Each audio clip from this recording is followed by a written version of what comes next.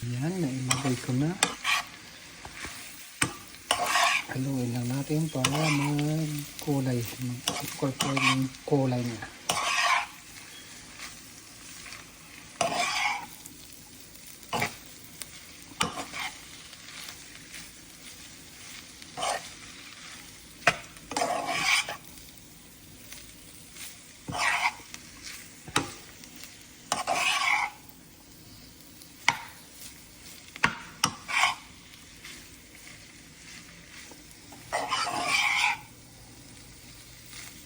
Oh yeah.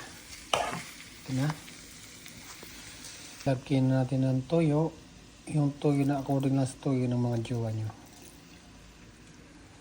Para di masobrahan. Pepper powder.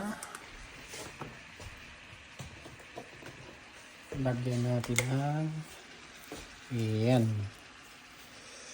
Chili flakes. Wala tayong sili. Chili flakes na lang.